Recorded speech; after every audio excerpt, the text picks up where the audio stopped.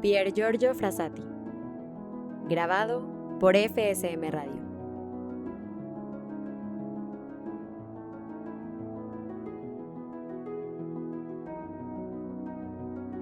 Capítulo 3, parte 2. Dejémoslos aún a dos testigos, evocar sus recuerdos y hablarnos de las excursiones por la montaña realizados en su compañía. El primero es el párroco de Valme, Valle de Lanzo. En ocasión del 25º aniversario de la colocación del cuadro de la Consolata, 1899 a 1924, en la cumbre de la Ciamarela, había tomado la iniciativa de una peregrinación de la Asociación de la Joven Montaña de Turín. Acababa de cruzar el ventisquero al frente de la primera escuadra.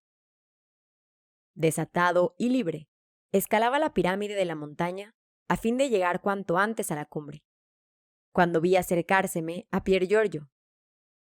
Con rostro sonriente me declaró sus títulos: el de miembro de la Joven Montaña, del cual se enorgullecía. Me dijo cuán feliz era de conocerme. Luego me pidió el favor de ayudar mi misa allá arriba. Su porte marcial, su alegría valiente, enseguida me lo hicieron simpático. Llegado a la cumbre, antes que los demás, manifestó ruidosamente su entusiasmo ante el magnífico panorama que se extendía ante sus ojos. Habiéndome reunido con él, me ayudó la misa. Y lo certifico. Tuve impresión de que no era un hombre quien me asistía en el altar, sino más bien un ángel. Tanto me imponían su gravedad y su piedad. Tan grande era su devoción al santo sacrificio de la misa y a la Virgen, madre de todo consuelo, que viniéramos a festejar. Cuando terminé, me reemplazó un padre misionero. Pier Giorgio empezó entonces a rezar en voz alta el rosario, induciendo, con su ejemplo, a los 130 peregrinos presentes a rezarlo con él. Luego, habiendo llegado el momento de entonar un cántico a María, se puso en primera fila y unió su voz a ese coro improvisado para alabar a la Virgen protectora de nuestra frontera. Aludiendo a los preparativos de otra excursión, el padre Cesarini, de la Orden de los Padres del Santísimo Sacramento, escribe a su vez: se acercaba él, el primero, a la Sagrada Mesa. Su actitud era seguro indicio de una excursión a la montaña, excursión siempre llena de gozo y de alegría cristiana. Este gozo, que era en él más profundo que en los demás, provenía de que su celo previsor les había proporcionado los medios de cumplir con su deber religioso. ¿Quién, en efecto, se hubiese rehusado a seguir a un guía que acababa de despertarlos con la sonrisa en los labios y los había llevado puntualmente, en auto, a la iglesia? Un último rasgo, y cuán sugestivo, de su concepto cristiano del precepto dominical. Tratase de una lección que les diera a dos niñas que se aprestaban a salir de excursión un domingo. Habla una de ellas: nos habíamos propuesto, mi prima y yo, encontrarnos el domingo 8 de junio de 1924, a las 6:15, en la estación de Portanova, en Turín, a fin de hacer una excursión por el Valle de Susa. Siéndonos imposible oír misa temprano en la parroquia vecina, fuimos a la capilla de la Visitación a las 5:15 en punto. Con gran sorpresa, la hallamos desierta. El altar ni siquiera estaba preparado para la misa que deseábamos oír antes de nuestra partida. Fui entonces a la sacristía, donde un joven, que allí se hallaba, me dijo que la misa comenzaría recién a las 5:40. Volví a mi asiento y se lo dije a mi prima. Íbamos, sin duda alguna, a vernos obligadas a salir de la iglesia antes de haber podido oír misa. Transcurrieron algunos instantes. Luego, comprobé que el joven, a quien me dirigiera en la sacristía, había ido a la Sagrada Mesa, había comulgado y se había colocado al lado mío en el banco que ocupábamos. Recuerdo que, mientras duró la misa, no pude dejar de fijarme en ese joven, que oraba con fervor poco común en sus semejantes, y no temía rezar el rosario. Sin duda alguna, viendo su equipo, uno se daba cuenta de que él se aprestaba también a emprender una excursión por la montaña. Al llegar el sacerdote a la elevación, miré pronto mi reloj y constaté que teníamos apenas tiempo de ir a la estación. Nos levantamos enseguida, con intención de salir de la iglesia. Alguien me tomó entonces del brazo en forma discreta. Era el joven y piadoso desconocido. Nos rogó que no saliéramos de la iglesia antes de concluir el santo sacrificio. Le hice notar que el tren no esperaba y que nos era absolutamente imposible demorar más. Entonces, con un acento de extraña y suave autoridad, nos rogó que nos arrodilláramos de nuevo, asegurándonos en la forma más persuasiva y atenta que alcanzaríamos con seguridad el tren. No sé bien por qué obedecimos ambas dócilmente. Permanecimos en nuestro puesto el tiempo necesario para asistir válidamente a misa. Luego, el desconocido se levantó prestamente y con una señal nos indicó que le siguiéramos. Un soberbio automóvil estaba parado en la puerta de la iglesia.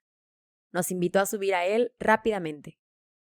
Rápidamente también hizo su propia presentación. Pier Giorgio Frassati. Después de haber cambiado algunas palabras con respecto al fin de nuestro viaje, él se dirigía a Bérgamo, de donde debía partir para una excursión por la montaña. Llegamos a la estación. Habíamos tenido el tiempo exacto para alcanzar el tren listo para salir. Mas, ¡ay! No el tiempo de manifestarle nuestro agradecimiento al joven católico que había sabido unir a tan profunda piedad, tan exquisita cortesía.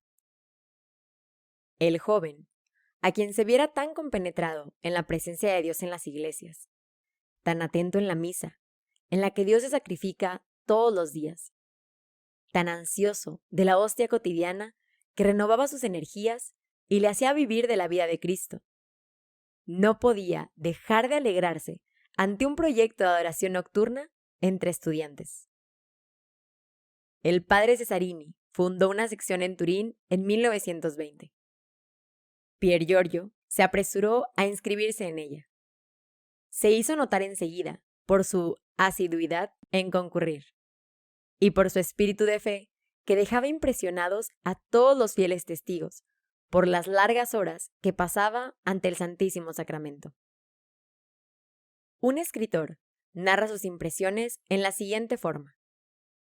Cierta noche, durante una adoración en la Catedral de Turín, volví a ver a Pier Giorgio, rodeado de sus amigos del círculo Cesare Balbo, acompañando con hachones encendidos a los sacerdotes a lo largo de la Sagrada Mesa. Y luego, en las naves laterales, tan numerosa era la muchedumbre de los comulgantes. Durante toda la misa de acción de gracias, permaneció inmóvil, de rodillas sobre las losas, abismado en la oración. Estaba detrás de él, en medio de un grupo de estudiantes. Hubimos de avisarle varias veces que se guareciese, pues sin que él prestara atención, gruesas gotas de cera caían sobre su ropa, cabello y frente. Me hallaba a la salida con Monseñor Pinardi y otros feligreses de San Segundo. El ilustre prelado no cesaba de hablar de su gozo por aquella noche eucarística. Delante de nosotros, jóvenes universitarios se entregaban a alegres persecuciones por las calles de la ciudad dormida. Al frente iba Pier Giorgio, que era el más ardoroso, el más bullicioso. Su franca alegría era solo reflejo de su fervor religioso y de su inocencia. Me sucedió a menudo verle en la Sagrada Mesa, enteramente transfigurado y del todo ardiendo en el deseo de Jesús. En el banquete de la vida, era realmente de impresionante belleza aquel mozo robusto y sano, de tez bronceada, de ojos límpidos, cual una fuente. Monseñor Pinardi atestigua aún lo siguiente. Era la tarde de la víspera del último domingo del carnaval, en 1925, en San Segundo Parroquia de Turín. Al comenzar la adoración nocturna, le vi entrar en la sacristía con mayor equipo que el acostumbrado para una excursión. Monseñor, díjome en cuanto me vio, me ausento por 3 días. Pasaré mi carnaval en medio de las nieves. Bien, dije. ¿Cuándo partís? En las primeras horas de la mañana.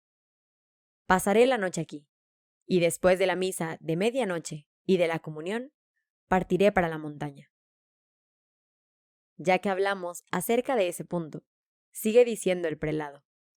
Cumplo con el deber de decir que precisamente en esas circunstancias admiré más su espíritu de fe y su fervor. Él, tan robusto y tan lleno de vida, permanecía postrado largas horas sobre las losas. Él, tan bullicioso, hallaba sus delicias en la oración.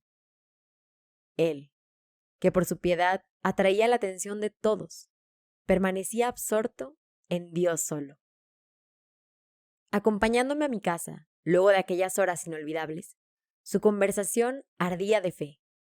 Sus menores actos mostraban los ardores de su alma. Y qué alegría rebosaba de su corazón al pensar en que Jesús hostia había reinado verdaderamente durante esas benditas horas sobre tantos jóvenes recogidos en su presencia. Siendo más de la 1 de la madrugada, escribe un hermano del Santísimo Sacramento, acababa de entrar en el coro para hacer mi hora de adoración, cuando oí tocar varias veces la campanilla de la portería. Salí de la iglesia un momento para ir a abrir. ¿Cuál no fue mi sorpresa viendo a un joven que me era desconocido y que me rogó tuviera bien permitirle hacer su hora de adoración ante el Santísimo Sacramento? Agregó que aquella noche del segundo sábado del mes era la que eligieran los estudiantes de la universidad. Le hice notar que los estudiantes no podían hacer su adoración aquella noche, sino únicamente los padres, y le invité a volver a su casa, dada la hora avanzada. Pero, lejos de seguir mi consejo, me suplicó tuviera bien permitirle la entrada, a fin de hacer su adoración junto con los religiosos.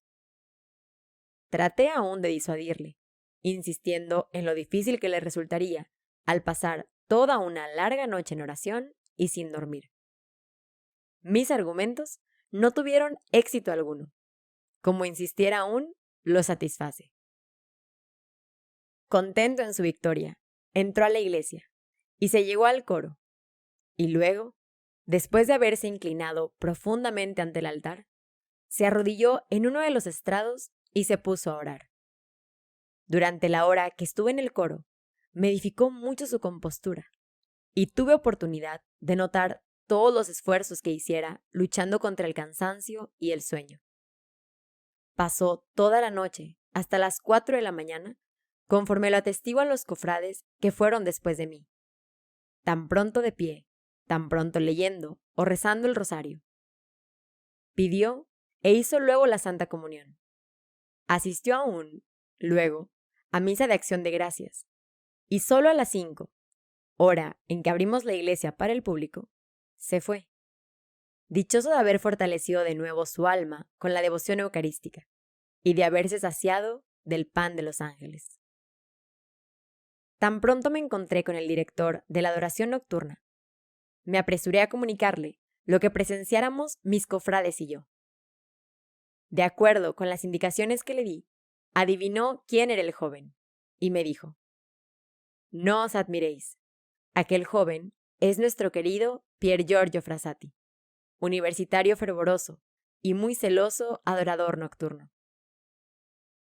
Todos los años, desde que se inscribiera en la adoración nocturna, en la noche del 31 de diciembre, luego de haber pasado la velada en medio de los suyos, salía a eso de la medianoche en dirección a la catedral o a la iglesia de los mártires, contigua a la residencia de los padres jesuitas, a fin de comenzar el año ante el Santísimo Sacramento. Se creó más tarde otro grupo de adoradores nocturnos en el círculo de la juventud obrera, entre cuyos socios tenía numerosos amigos. El sentido cristiano, que en hora temprana lo había inclinado hacia los trabajadores, lo inspiró a formar parte de ese nuevo grupo. Un incidente ocurrido con este motivo, durante una de aquellas oraciones nocturnas en Santa María de Piazza, nos lo muestra bajo su verdadera luz. Una noche se presentaron 2 estudiantes al padre Cesarini y le dijeron: «Padre, se introdujo un lobo en medio de nosotros. Al lado de Pier Giorgio hay un joven que organizó recientemente una reunión socialista en una plaza de Asti. Tranquilizaos, dejadle. Dios colocó al lado de él un cordero. El uno viene de la sociedad, el otro de la orilla opuesta. Ambos están en su sitio cerca de Jesús Hostia». El padre no se engañaba. Más adelante, habían de ver a Pier Giorgio luchando con ese joven militante, instruyéndolo, ilustrándolo acerca de sus prejuicios, confrontándole con su amistad y no temiendo dedicar varios domingos a ese apostolado. La Eucaristía, sacramento de unidad, obraba una vez más, merced a él, este bello milagro: la fusión fraternal de las clases ante el Dios de caridad. La providencia quiso que Pier Giorgio partiera para la eternidad mientras se reunían sus hermanos para una de aquellas oraciones nocturnas que él tanto amara. Durante la mañana del 4 de julio de 1925, una persona les comunicó que Pier Giorgio agonizaba. Se decidió enseguida una adoración para la misma tarde. A las 19 horas, sus compañeros, ya reunidos ante el Santísimo Sacramento, llorosos se enteraron de que su amigo acababa de dejarles para comenzar la adoración sin fin ante el trono del Cordero. En ese mismo diligente amor hacia el sacramento de nuestros altares, que le hacía apreciar las manifestaciones eucarísticas o marianas, congresos eucarísticos regionales o nacionales, fiestas solemnes del Santísimo Sacramento, reivindicaba el honor de asegurar el orden en las procesiones de Corpus Christi y en las de la Virgen. Nadie mejor que él tenía a raya a los revoltosos o a los curiosos. En efecto, ¿quién hubiera podido resistir las órdenes de un joven católico simpático, sonriendo a todos y de tan resplandeciente piedad? Deteniendo a la muchedumbre con una mano, blandiendo su rosario en la otra, pronunciaba con su potente voz las oraciones y aclamaciones, dándoles a todos ejemplo de su fe ardiente y valiente. Terminada la procesión, lo veían a menudo engancharse con otros estudiantes compañeros de él al carruaje, en el cual regresaba a su casa el cardenal Riegelmi, arzobispo de Turín. Sudaba, respiraba con fuerza y se sonreía ante las amables chanzas que le esperaban. Con semejantes disposiciones para el trabajo, tendrá siempre pan seguro. Un alma tan ávida de pureza, la pureza de la hostia inmaculada, no podía dejar de amar a la madre de toda pureza, quien, al darnos a su Hijo, nos dio la hostia. Esa devoción, a la vez tierna y viril, le convenía a su temperamento de joven, rebosante de vida, de sencillez y candor tan seductores. La concebía sin amaneramiento y sin recargo, haciéndola consistir, sobre todo, en el rezo del rosario y en las visitas a los santuarios que ama la piedad de los católicos. Entre estos últimos santuarios está, en primerísimo lugar, el de Nuestra Señora de Europa, en el Piamonte. Situado a una altura de 1180 metros, en la mitad del monte Mucrone, en una dilatada explanada, que domina la montaña árida y un cerco de abotes y hayas, constituye con su antiguo santuario, sus 3 terrazas escalonadas, sus espaciosos edificios, sus columnatas, sus pórticos y sus múltiples dependencias, uno de los más bellos conjuntos arquitectónicos de la Italia del Norte. La Virgen Negra que en él se venera fue traída de Palestina, en el siglo IV, por San Eusebio, obispo de Vercelli. Desde entonces, no cesó de ser invocada por la muchedumbre de peregrinos que de todas partes de Italia afluye cada año a Biella, para emprender desde allí la penosa y pintoresca ascensión, ya en el tren eléctrico, ya en auto y aún a pie. Desde edad temprana, Pier Giorgio iba frecuentemente a dicho santuario en compañía de sus padres o de sus amigos. Estando solo, gustaba de recorrer a pie los 6 kilómetros que distan desde Polone. Caminando, rezaba entonces el rosario. Luego, entraba en el santuario, donde se confesaba y hacía la Santa Comunión. Más tarde, jamás salió de Polone para Turín o para cualquier otro viaje de importancia, sin ir a confiarle a su querida Signora de Europa sus estudios y su porvenir.